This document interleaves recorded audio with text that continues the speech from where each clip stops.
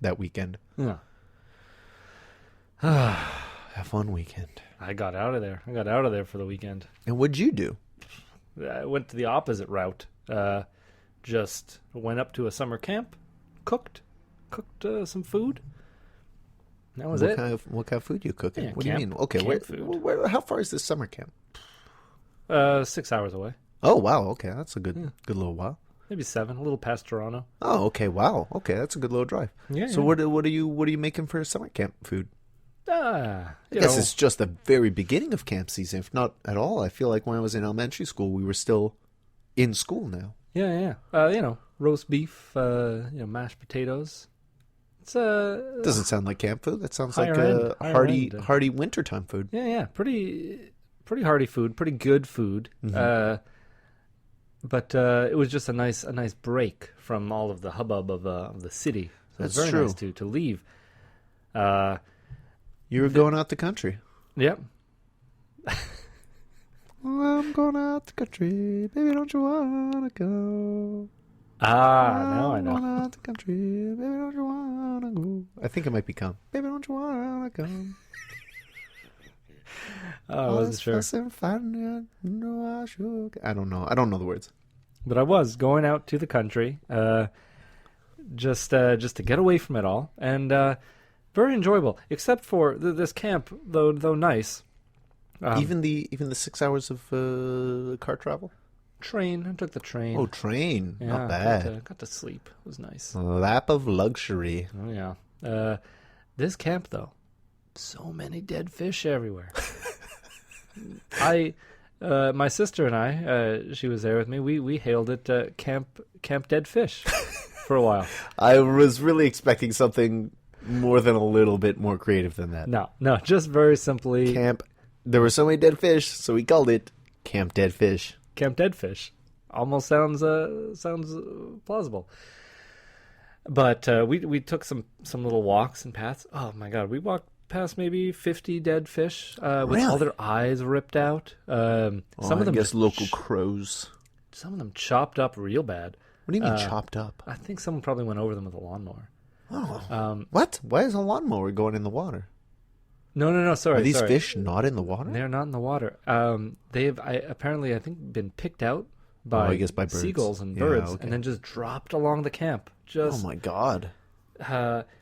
And we thought we saw a lot, like 50. That's a lot on a path. Sure. We were walking over to. My sister was afraid her shoes were going to smell like dead fish for the rest of the summer. For the rest of ever. We spoke to some of the counselors there, and they're like, "Oh, just the other day we cleaned up 200." Good God. And they were like, I don't know who does it. I don't know what animal is doing it. What kind of birds are doing it. We never see it happen. We just find these dead fish every day. Now, I'm assuming these fish aren't just being... It's not like a heron is coming in, fishing a fish, and then just dropping on the shore and doing that all day, every day. That's because they're not eating them. That's the weird Exactly. part. So are these like fish that are already dead, and a bird comes and swoops and picks it up, and then goes like, takes a couple picks and goes, yeah, yuck? Maybe they're just like, we got to clean up the water. I doubt that the local seagulls are like, what an eyesore. Let's clean this shore up. Maybe they may have been there for a while and was like, doing a public service. Yeah.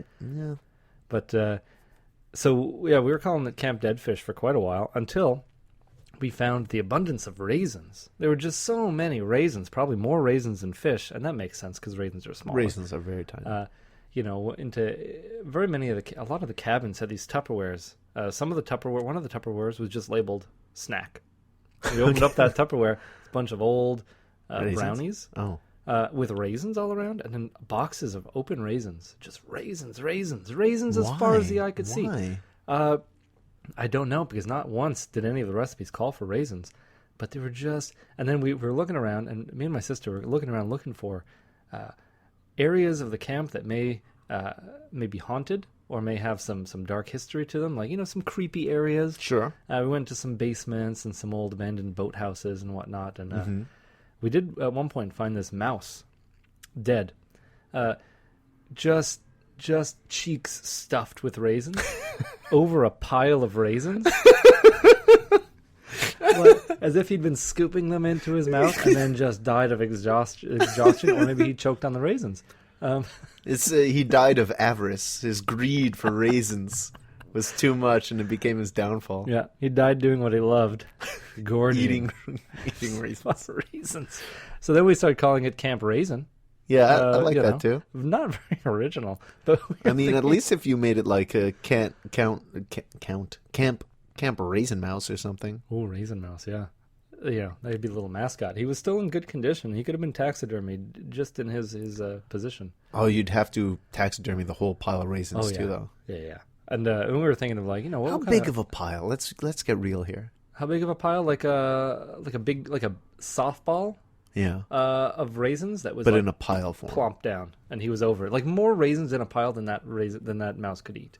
Okay, that's interesting. Because I was imagining like a mountain, easily 20 times the size of the mouse. Like that's all he's been doing for 2 years, and like he guards it with a straw and ferocity. Fattest mouse I've ever seen. Oh, really?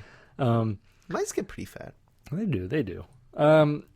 But we were thinking, like, what kind of commercials? How could you entice people to come to this camp? And it's like, there's what would be in the video? What would be in the commercial for this? Like, we've got tons of raisins at this camp. Come on down to Camp Raisin, as some people call it. Camp Dead Fish. Not as enticing, but wildlife.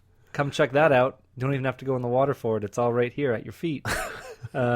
Do some something is amiss. Something is amiss at this campsite.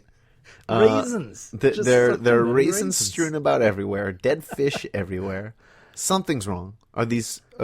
Does one have to do with the other? Is one like they're putting raisins everywhere to try and prevent the dead fish? Give the birds something to snack on that isn't fish, so they don't have to scoop fish out of the sea. I don't know. I don't understand. I mean, something seems amiss, Matthew. There's something wrong with this camp, and that made it all the more horrifying. I suppose so. Huh. Matthew, I have to share something with you. Oh yeah, what is it? I've been to camp for maybe 2 days in my life. I'm not a camp guy. Most of my camping experience comes from Camp Caribou, a white TV show. Okay. Yeah, not a real camp. Yeah, like Camp Candy. Camp Candy, yeah, that John Candy cartoon show. That was weird. So I don't know much about camps.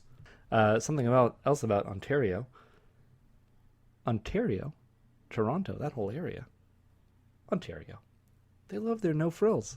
What do you mean? No frills, everything. They have these companies. It's like grocery stores, but they're no frills grocery stores. That's the brand? Yeah, no frills. Everything seems so bland out there. I don't disagree with you. Yeah, and like no frills is just like, you want some food. Give me some frills. Yeah, I want a little bit of frill in my food. Like, if I'm going in to get some rice, give me a little make the rice a little more exciting. Don't just be like, you want rice? Here's some rice. Yeah. No frills, no excitement. Call it jasmine rice, Yeah. Give me a little extra. Yeah. But, all their products are no-name brand I think and no frills. It's probably just the blandest of everything. And they're like, well, the half the stuff you're paying for is the packaging. Just come here and you want 6 ice cream sandwiches? Or you want 5? Maybe you only want 5 and they don't come. It's like, just take what you want. No frills. And it's not the ice cream you're thinking of. It's just actually bread and cold cream. Yeah. So that's what I'm thinking. Like, I like that idea of I like it and I hate it. Some frills? I want something in between here and Ontario. I want some frills. We're too frilly here? Too frilly here, not frilly enough elsewhere. So what are we going to do? Just some frills. No. Matthew, you need to find a sweet spot. Happy medium. Some frills. What do you think they would only have some frills? Nebraska. No, they don't have any frills. Well, I've never been on a plane. I've never traveled. I don't know. I mean, I've never been to Nebraska. I believe the majority of my experience with the state of Nebraska is from the film Nebraska. Black and white. Yeah. And I like that movie quite a bit, but pretty frivolous. Look like there are no frills. No.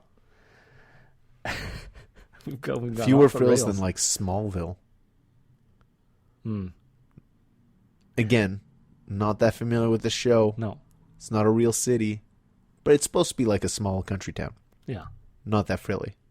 Frillier than Nebraska. Gotten off topic a little bit on the frills.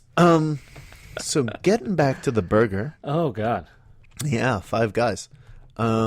Matthew, what did you think of the burger? All right, let's see here. The presentation, they wrap everything in tinfoil, squish it down. So when you open it up, it's like, I just paid $8 for this squished up, greasy little number. Mm-hmm. I felt the same way. Yeah. Well, I mean, yours especially, because you got yours very, very minimal dressing. You did onions, mustard, ketchup, cheese. Yeah. That's about it.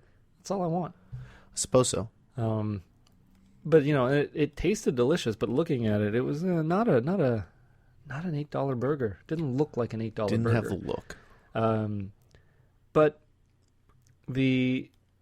it also looked pretty delicious. That cheese was kind of melted just the right amount. It was soft enough. It was all squished, but it was squished in a way that it held together real well. Yes, I felt like the maybe the amount of cheese and the squishedness that it had really sort of turned the whole thing into like a meatball. Like it was all a unified object once we opened it. And it was a little misshapen and a little weird looking, but the cheese melting down the outside of it was very appetizing. And from the first bite, I was pretty happy with that burger. Yeah. How about you, Matthew? Very happy. First bite to the last bite. It's definitely going to get a high rating. Before we get there, let's talk about some of the frills. So, French fries, Matthew. They have two types of French fries. Yeah, the Cajun fries and the regular old Five Guys fries. Yeah. What'd you think of the Five Guys fries? I like them. Felt they were a little undercooked. Oh, at some point. Tasted a little too much like potato. Interesting. But maybe that's a respect to the potato, so that you enjoy what it is. What kind of potato were we eating today? Now, Matthew, you made note of it. I did make note of it. This was an East Point, Prince Edward Island potato. Prince Edward Island does potatoes right. Now, I know, Matthew, you're more of a Yukon Gold or a Russet man. Yeah. What did you think of these East Point PEI potatoes? Well, from the look of them, they looked fantastic. And the fries were fine. I just felt they could have spent a little more time in the deep fryer. Okay, fair enough. That's personal preference. Personal preference. And so I got the Cajun fries. You got the regular fries. Yeah. What did you think of them in comparison to one another? Well, a little too spicy. Yeah? I'm not a fan of spice. Yeah, I know that. You really, really aren't. You like spice. We're on opposite ends on this one. Yeah. I like spice maybe a little too much. Oh, yeah. This weekend, I was at work, as I mentioned earlier, and I had the spiciest dish on our menu. And I thought I took it very, very well. Wasn't really a problem. Didn't have to like wash it down with milk or anything or really much water. I just always drink a glass of water at the end of my meal. Yeah. But I just went on with my day, and it wasn't an issue. Later on, I met up with some friends at La Belle and Le Boeuf, where we've been before. And as soon as I entered, I was offered what I think was a red chili pepper. Maybe it was a different kind of pepper, but it looked to me like a red chili pepper. And I was coming off the high of eating the spiciest meal at work and thinking, psh, I don't have to worry about spice. Give me that. These peppers ain't got nothing on me. Bit into it, chewed it up. Yeah. And people were looking at me with eager eyes. Oh, is he all right? Is he all right? I go, yeah, it's fine. It's all right. Yeah, it's spicy, but it's not. Oh no. And then the spice really kicked in. It took a few seconds. Like I'd already chewed and swallowed everything before the spice really released on my face. And I say my face because even though I only chewed it up with one side of my mouth, It spread everywhere. My nose started running. My eyes were watering. I started sweating and turning red. I was reaching into other people's glasses and just eating their ice, chewing that up. And it felt fine while I was chewing on ice. But as soon as I swallowed it, the pain came back and the spice really spread throughout my mouth. I demanded milk. I was drinking it, swooshing it around in my mouth, trying to like gargle it, trying to do anything to wash away this spice. And I couldn't do it. It was probably, I was chewing gum that just made it worse. It spread the spice around even more. I'm chewing on ice, drinking milk, drinking beer, trying to do anything to get rid of it.